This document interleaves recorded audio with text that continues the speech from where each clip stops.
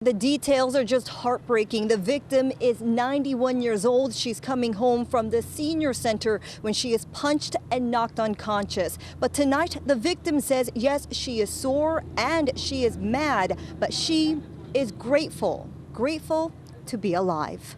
And a spokesman for Governor Corbett's office told me on the phone, essentially, Governor Corbett is working closely with not only the city, but also the district, this to ensure that the long-term stability goals are met for all of Philadelphia's schools. As for the very latest in this investigation, police tell us not only is the suspect's star tattoo unique, but they tell us this MO is also new, and they do not believe this is part of a troubling trend. Even at this hour, I can tell you we saw police canvassing this area. This after receiving reports from the victim. Police say she is in her 20s and she was attacked just behind me here. And police say she was literally rolling on the ground trying to fight off her attacker. Fire officials say it is not yet clear what went wrong, but preliminarily it looks as if the battery pack inside the laptop, much like this one, it blew up like a bomb.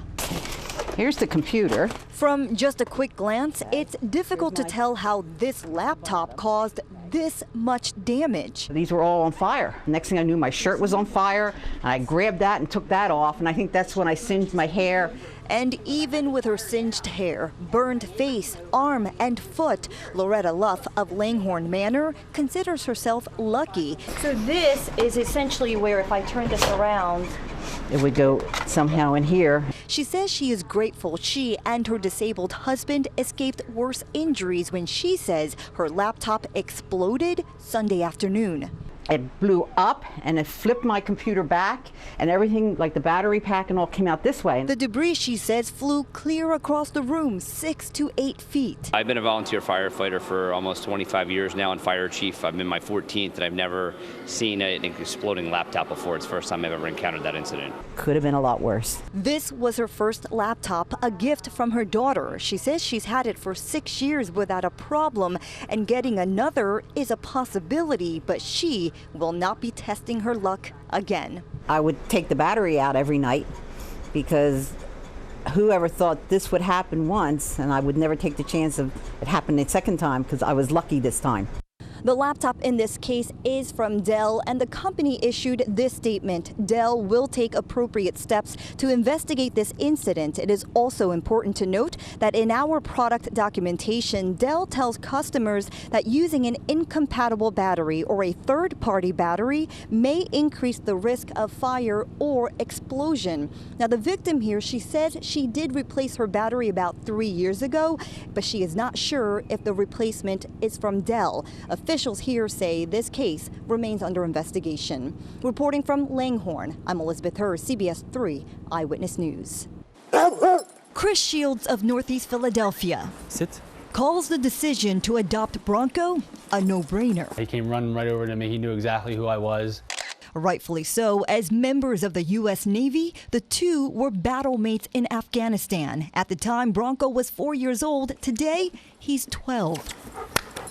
We met them through a Philly-based group, No Dog Gets Left Behind. And we met former Marine Ron Aiello through United States War Dogs Association based in Burlington, New Jersey. I was in Vietnam back in 1966-67 with my dog Stormy. I still think about my dog every day. Both are advocates of the National Defense Authorization Act of 2013, a law designed to provide care for retired military dogs. Signed into law, it's over a year ago now, but it has not been implemented in any way. So on Wednesday, supporters traveled to Washington to hold Congress accountable. We're told the U.S. military keeps about 3,200 dogs in combat zones, and on average, 10% of them retire each year. The goal, they say, is to return the dogs to their former handlers, but for some, it's impossible because it's too expensive. They retire them because they do have health issues. He did 2 tours in Afghanistan. We went out and we did narcotics and patrol. He would go until he physically couldn't go anymore. Shields alone spends hundreds a month on Bronco's medical bills. Oh, that's a good boy. But calls their bond priceless. His hope, with support from the public with letters to local legislators. Good boy. More hero handlers can provide a forever home for their combat partners. And true story for you, I am actually scared of dogs, so I wasn't sure what to expect when I met Bronco, but as you just saw there, he turned out to be such a sweetheart, absolutely deserving of a relaxing retirement. And again, if you want to help, we have more information for you on our website, cbsphilly.com. We'll be right back. I feel like helpless, like that she had to go through something like this. An emotional mother's plea for justice. I'm just thankful that she did the right thing and went and talked and told somebody. Calling what her daughter experienced at school criminal. I was just like so confused. For her protection, we are not showing the girl's face, but sources tell Eyewitness News a substitute teacher at Mastery Charter School's Shoemaker campus is under investigation for 2 alleged incidents involving inappropriate communications with this student. He handed me my homework paper. I seen a note card rolled up with money in it.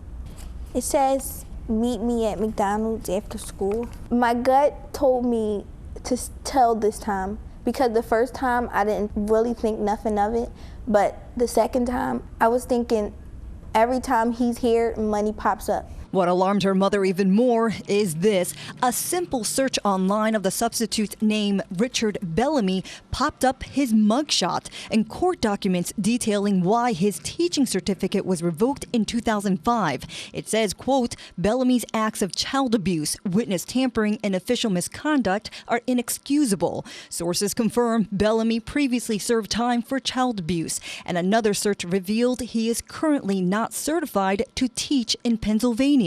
How did he get a job at a school with a background like that? In a statement, the school told us, quote, "We are treating this matter with the utmost urgency to ensure that our students have a safe learning environment. We use an external staffing agency for substitute teachers, and our contract requires that every substitute teacher has a current criminal background check, state and FBI. We are actively investigating if that clause was violated." And that agency, according to sources, is SOS Personnel out of Newcastle, Delaware. One of the directors, Larry Wilson, told me in a voicemail he is not at liberty to speak on this matter at this time because of the current ongoing investigation. He went on to say maybe in the near future. The family, meanwhile, is hoping and are demanding that the school and the agency take action to make sure that this does not happen again. Reporting live from the News Center, I'm Elizabeth Hurst, CBS 3 Eyewitness News. 4640 Roosevelt Boulevard, assisting you. They respond to the most dangerous situations. The police officers, all in black, wearing helmets and flak jackets. Back. SWAT is short for Special Weapons and Tactics. The team is known for its intense, specialized training. Police, don't move! Police, don't move! The Philadelphia SWAT team, formed 50 years ago this month, it's a unit that's traditionally been a man's world. During that time, only 3 women served on the squad. But that is changing, with 2 women now joining the ranks. I'm getting used to it, having them here, and I think the guys are getting used to having them here. A lot of the guys here have never worked here with a female. When I first got here, I didn't know that I was going to be the first female in a long time. Jasmine Andujar is one of the new officers. So when I did my interview and they said, "Are you comfortable with this? Do you think you can handle this?" I said, "Absolutely. I'm doing it." And that means handling the same training. Among other things, Andujar and the second woman, Janine Caserta, had to pass a test on the firing range. Learn how to use up to 8 weapons and drag a 200-pound dummy 100 yards to simulate the rescue of another officer. Looking at it is very deceiving, but once you actually pick him up and start to drag, it's like, oh my God. But this 47-year-old grandmother made it look easy. How easy is it? I gave it a try.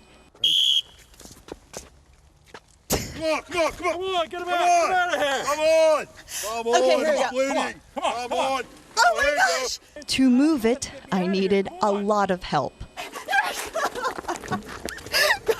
And firing a submachine gun is no picnic either. Oh my goodness. Off the range, officers also have to hit the SWAT gym. Both Andahar and Caserta work out every day, all the while being ready for the unexpected. One day you could be here working out, and the next minute they say we have a barricade. A call came when we were there. The team sent to serve a high-risk warrant, and there they are, taking an armed robbery suspect into custody. It ain't like we could shuffle them around and pick plum assignments for it. They got to do what the guys do. And so far, the men have treated the women as equals. They're wonderful. Whatever, they would come to me and say, if you need anything. There's a lot of big burly guys, but Jazz and I, we can hold our own. Male or female, they say SWAT officers are a special breed. I mean, you have to be, I want to say, built for it. Setting an example for other women and calling it their honor to serve on the SWAT team. Just fantastic. That is so cool. But they make it look so effortless, like, they can just do anything. But you showed when you drag that dummy, it doesn't go very far, very fast. Remember, 200 pounds. They have to drag the length of a football field, and it's timed. Wow. They made it look easy. Right. I'm telling you, I gave it my all. I was sore the next couple of days. Yeah. They earned their spots and my utmost respect. Absolutely. And the work they're doing is so important. And if ever I need to be dragged from this studio, call them. We're not call them. calling Thank you, but call them. Great Great stuff. work. Liz, thank you very much.